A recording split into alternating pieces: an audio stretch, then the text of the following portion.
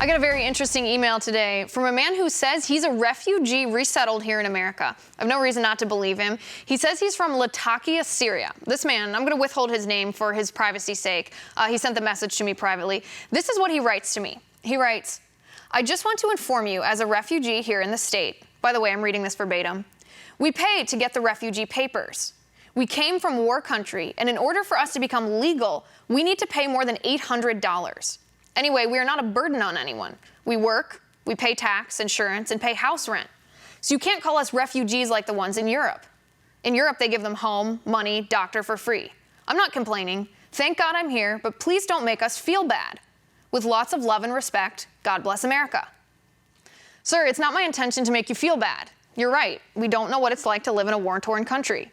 And most of the refugees who come here, like you said, pay taxes, want to work, and embrace American culture.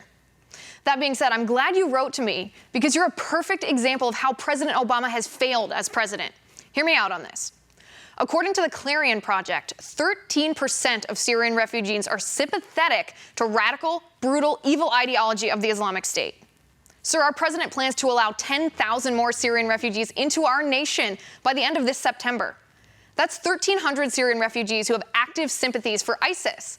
It only took 19 radical Islamist hijackers on 9/11 to kill 3,000 people in America, 2 radical Islamists to kill 14 Americans in San Bernardino, less than a dozen to kill 130 people in Paris, fewer than 5 to kill 32 people in Brussels. Do you blame us for not wanting more radical Islamists in our country? Sir, with all due respect to you, our FBI director testified that we do not have the capacity to ensure that refugees entering our nation are not tied to terrorists. Yet our president wants to risk our safety, yours and mine, by letting in 10,000 people who might have ties to terrorists. That's his failure. And you, sir, part of the 87% of the good ones, are suffering for that. That's my final point.